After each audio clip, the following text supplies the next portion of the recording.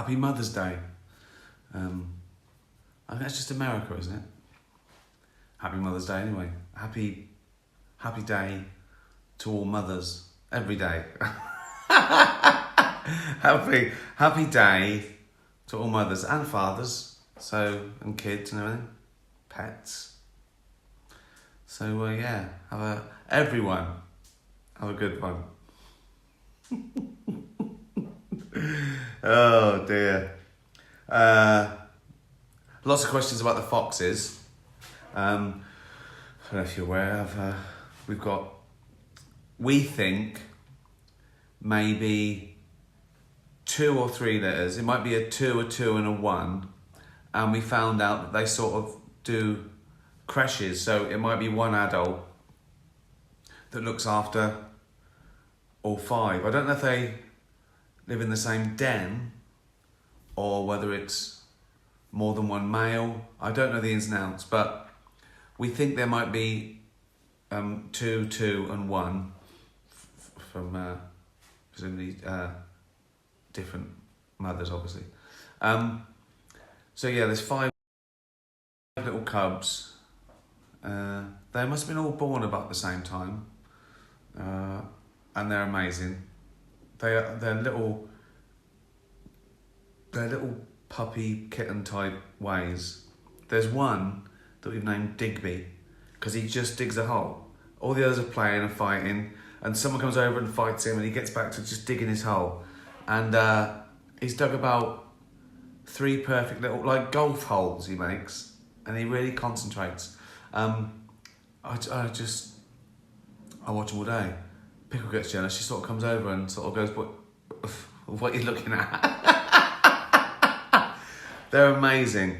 I don't know anyone can hate foxes or call them vermin or want to shoot them. I don't understand it. But they're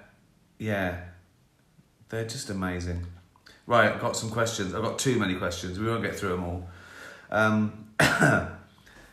Julia, have you learned any new interesting or weird animal facts recently? I did actually. I read that cats have got 100 sounds and dogs have got about 10. Now, I don't know whether that means that they have better linguistic skills so they can make different sounds, or whether they're all communication. But yeah, cats can make more sounds than dogs. It probably shows mood, doesn't it, as well? And dogs haven't got a lot of moods, have they? Happy dog is happy, asleep. They're happy or asleep. Sometimes a little bit scared and protective. Daniel, what are the themes of Armageddon, and how much of Supernature has been edited out for Netflix? Very little edited out, and it's all for sort of time or what works best. A lot less than Humanity. And again, Humanity was no taste and decency or scared of being offended, or it was because it came in 86 minutes, and apparently the ideal length for a special on Netflix is between 60 and 70. So I took out what I thought was the least funny 10 minutes. I did it in block. I didn't edit it to change timing. So again, with this, if I don't know, a couple of minutes at most, and based on what makes it flow better, I think, or what there's just the best stuff. So yeah, nothing for sort of taste and decency, or them worried about what people say. They're not worried about that. They don't care. What are the themes of Armageddon? Well, I've been doing warm-ups, which I'm loving. I'm loving the new material nights. How many have I done? 12, 14. But it's so much fun just going out there and playing with chums, and the audience.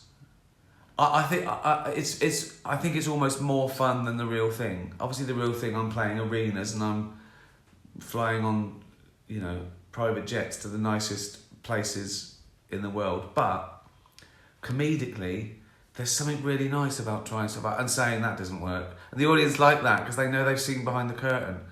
I want to extend this. I want to do more than I've ever done. Even take the new material nights around the country a little bit, or even abroad, because I want everyone to see the sort of process, because it's real fun. Anyway, the themes of Armageddon: how the world will end, everything from how will we evolve, how will we change, how will we survive, will we go somewhere else, will we change species, will we be wiped out, global warming, stupidity, war, all those, the funny side of the funny side of all the worst things possible that will wipe out humanity. So, yeah. Doesn't matter where you find comedy, as long as you find it. Mel, Toffee and Fudge want me to wish Andy happy birthday, Gunner's brother. Happy birthday, Andy. Was it yesterday or the day before? Keena, when it comes to writing scripts, do you allow the characterisation and their stories to take over the overall plot development, or the other way around? That's a good question. I think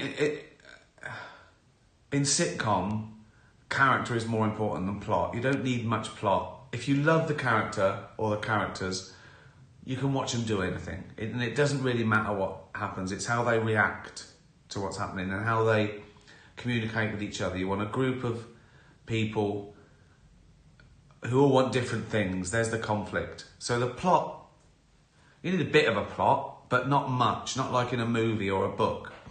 So character's everything.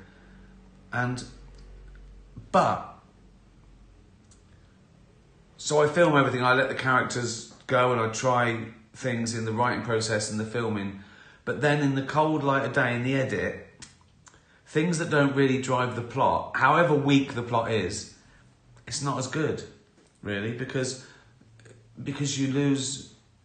You can only have so many digressions. Even if they're hilarious, in half an hour you want to get back to, I want to know if he makes it. I want to know if he wins the quiz. I want to know if he gets his car back. I want to know if they get mad. Because we can enjoy people, but if there's any setup, if there's anything that could happen, we want to know if it's happened. I used to do this experiment. We like to know the result, and even if it's just a list. If someone says the top 10 so-and-so, we'll go, what's the number one? I used to say to people, oh yeah, that's my, whatever. I said, that's my second favourite dog. And they couldn't resist going, what's your first favourite dog? They need, because there's a result to be known. So, character's most important, but you can't go too far with letting them just meander. You have to have a structure to watch it. Leslie, good question though. What is the weirdest prop you have used or bought for Afterlife, Derek, The Office or extras? There probably wasn't any weird props in The Office. It's sort of very sort of mundane and real. The inflatable penis, but not weird. Extras the same. Afterlife? Anything weird in Afterlife? Well, things you have to do, like when I throw the cactus through the window, that was actually made of steel, because the real one wouldn't have broken the window. So it was a fake cactus, like a plastic, but that bit was pure steel. It weighed about a kilo. In fact, we had to go to the bigger one, because the first time I did it, it bounced off. I whacked it and it hit the thing and it bounced off. Making a fake cactus out of steel. Derek, a robot dog, I suppose, the robot dog scene. But nothing too, I don't really do surreal too much, unless it's like some sort of weird nutter like, Kev. Kathy, Pickle's official adoption date. we need to know when to hang out the bunting. Oh, well, I think we decided to foster her and got her like something on the 4th of October. But then there was a few days, we were always going to keep her. I mean, probably the 4th of October, first time I saw her, you know. But it would probably be about a week later when it's official adoption. But I think the first week of October, like the Queen, she'll have a few days to celebrate. Trend Brent comedy. What piece of advice can you give a stand-up who is midlife, menopausal and a woman? Talk about that. Talk about that.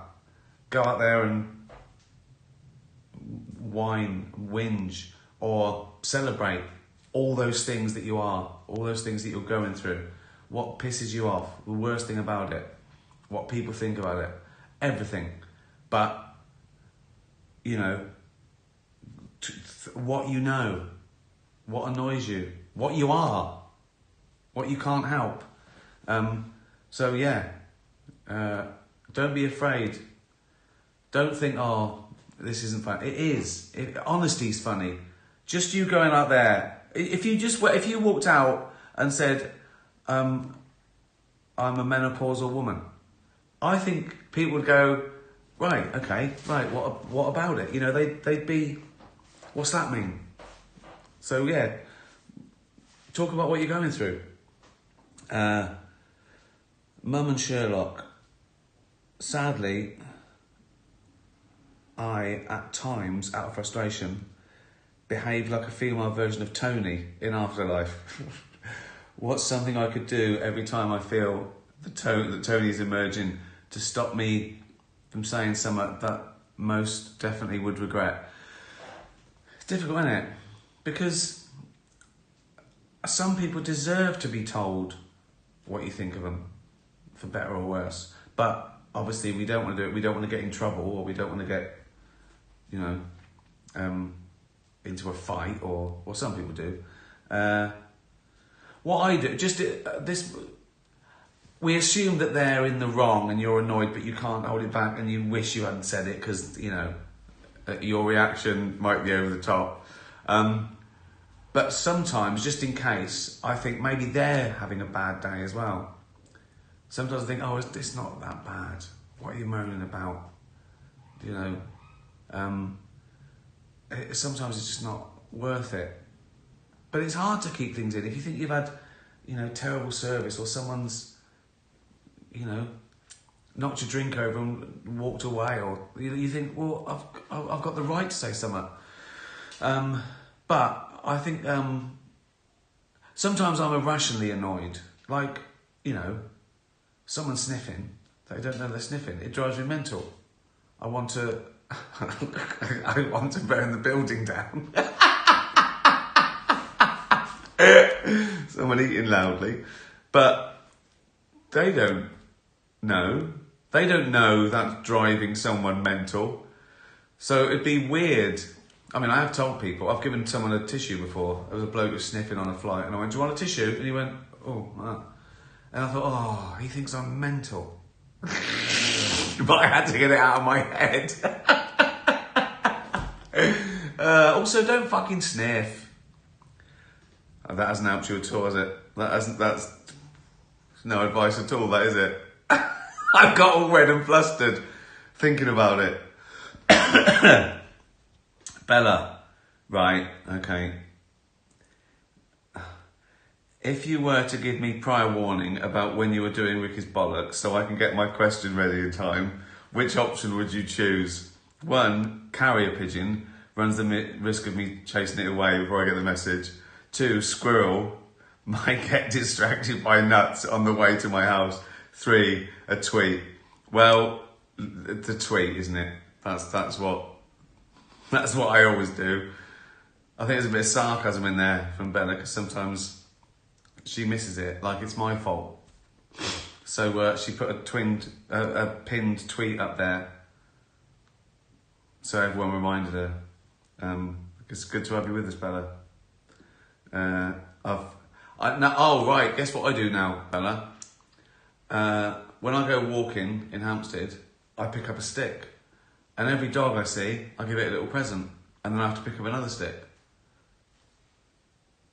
See? Clever that, isn't it?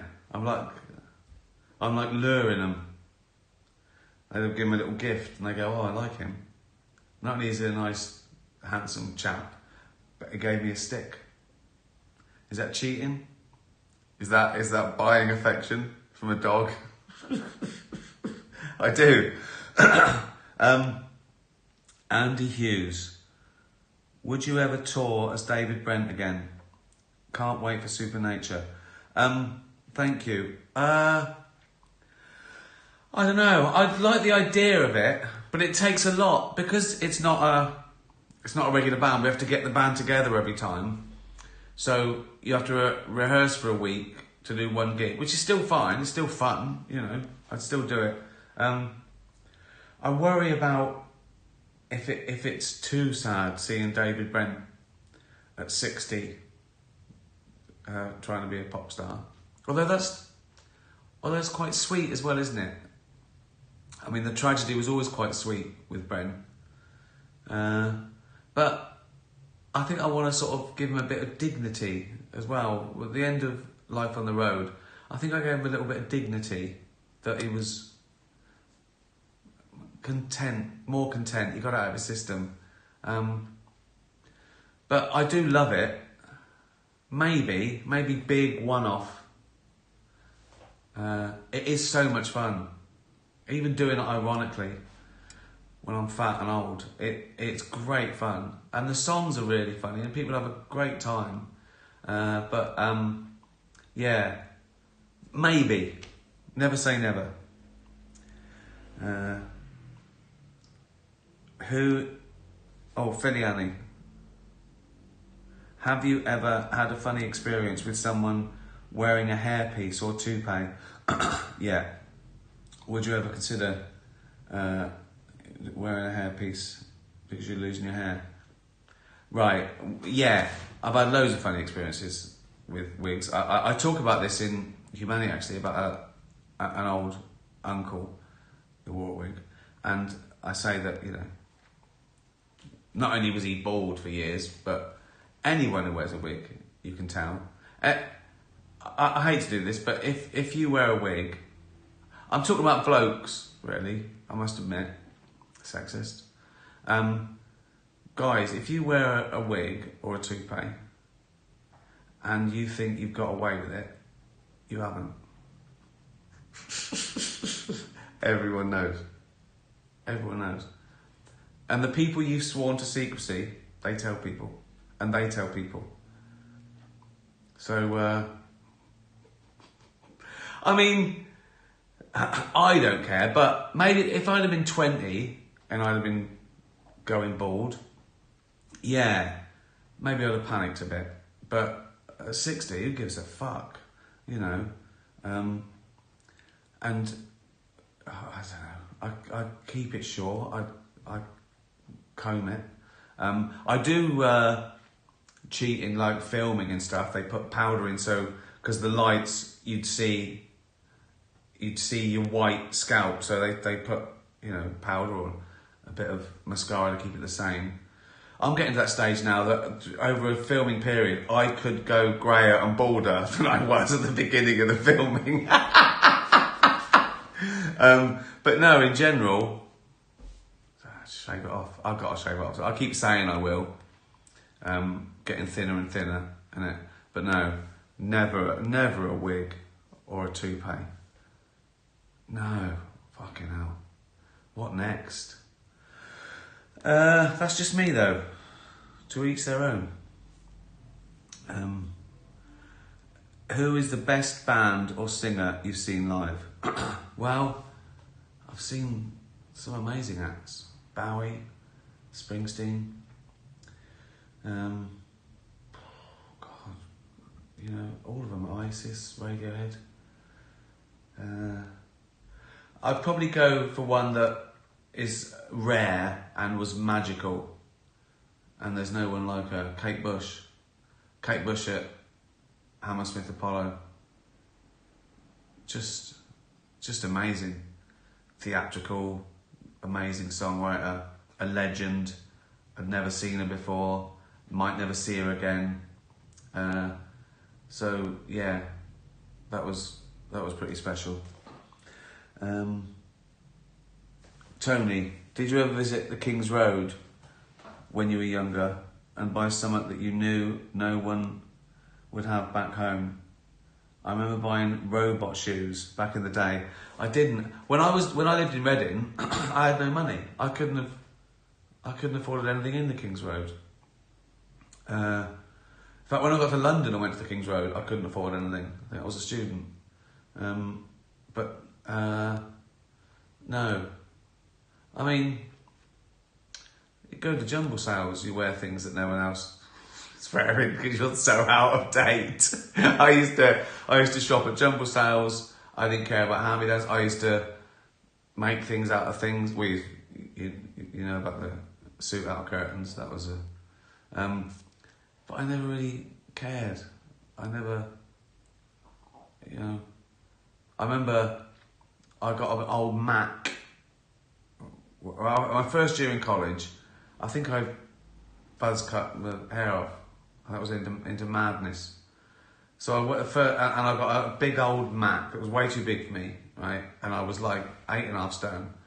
And I pulled the belt in. I don't know what I looked like. Well, my mum told me what I looked like. I went home with a case, like the first Christmas at college. Shuts the door. There's me, skinny, shaved head, in an old Mac, tied in the middle. And she went, "Rick, you look like a sack of shit tied in the middle." So no, I didn't buy things from King's Road. She had a point. Salt and sauce. Do you cook dinner when Jane is away, or do you get takeaway?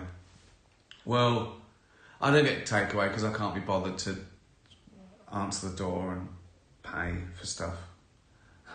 Too lazy for takeaway. I asked the door. I have my pajamas on and stuff. I don't want to. No. No. What usually happens is Jane leaves some fresh pasta. Okay. I was here for one night on my own last week when Jane popped to Malmo, and there was a fresh pasta, pickles, food was all laid out. I did all that, so I couldn't go wrong. All the remotes were laid out. I don't think I put the telly on.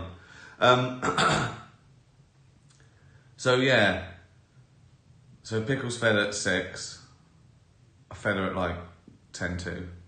I thought she'd like me a bit more, right? Thought, oh, it's 10 to 6. Got the pasta. It said serves 2. I said, fuck that. I'd eaten 2 portions of pasta and all the sauce by 6 o'clock. Me and Pickle had both eaten by 6 p.m. Sat on the couch. So, there's your answer. I'm not proud of it. Adam.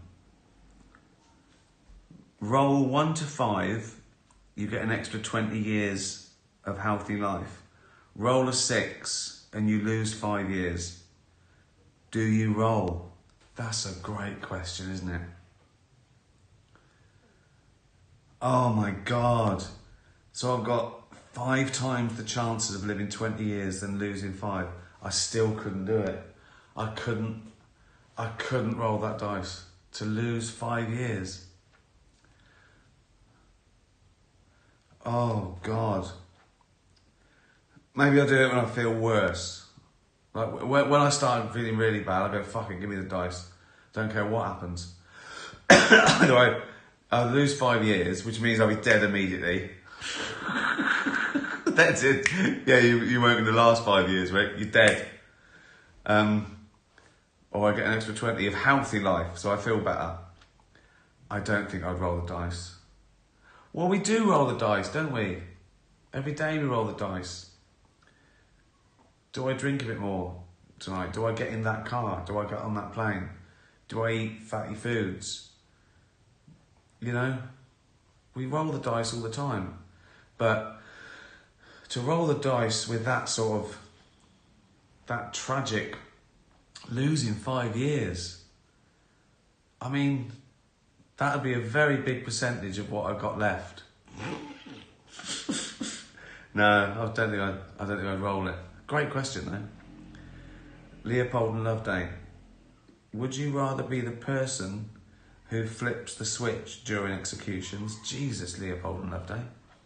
Would you rather be the person who flips the switch during executions, or be the judge who decides who should be executed? Well, I couldn't flip the switch. I'm not a big fan of the death penalty. Whatever. I know that's a very emotive thing. So people go, well, what about, you know, people have done the worst things ever and they're never going to be. I just don't think a state should step forward and say, unless they want it, you know, if a murderer says, oh yeah, kill me, fair enough. I can't. I sort of studied punishment when I did philosophy, and there's three big reasons for punishment in a society where we impose laws and rules and why. Punishment, one, retribution. Like, it makes society feel that they've got their own back on being wronged. Okay. What good does that do though? That doesn't bring anyone back. It doesn't. I get it. It's a valid point. We want justice. But the death penalty, is that justice? Is that justice? So retribution, deterrent, and they showed that most of the crimes, violent crimes, they weren't put off by there being a death penalty or not. Obviously not, because they still do it all. Retribution, deterrence, rehabilitation, to teach them a lesson. Well, that doesn't teach them a lesson, does it? They're dead. They can't learn from it. It's a tricky one. And I know when someone says, well, what if they did this to so-and-so? And I get all that. But that's why we shouldn't be in that position to make a decision, because we're emotive, we're not thinking straight, and we're angry, and we're, you know, it shouldn't, you know, it's a tricky one. And I know we all feel like that sometimes when we see someone doing it, so fucking hell. It's just it's too much for me. That last meal thing. Last meal. What do you want for your last meal? Or you can eat buffet. Or maybe sometime. I've probably got, I'm not hungry, to be honest. I'm just about to be fried. I'm not hungry. Is this vegan? Well, we've ended on a downer there, haven't we? Thanks, everyone. Thanks for watching the clip of Supernature coming 24th of May on Netflix around the world. Let's break the internet. I don't think it can be as big as Afterlife, can it? But thanks for watching anyway. Thanks for watching my little foxes. I'll try and do updates, maybe every day or every other day, just to see how they've grown. Happy Mother's Day. What else? Keep a lookout for me doing the odd new material a night. I want to keep that going for a few months for Armageddon. How many days is that? Is that like 16 days till Supernature? Time to watch all 3 series of Afterlife again. Watch Afterlife, watch Humanity, put it in your diary, 24th of May, around the world, Supernature. Have a little Supernature party. Yeah, thanks very much. Thanks for following. I'm on Instagram as well, you know that, and Facebook.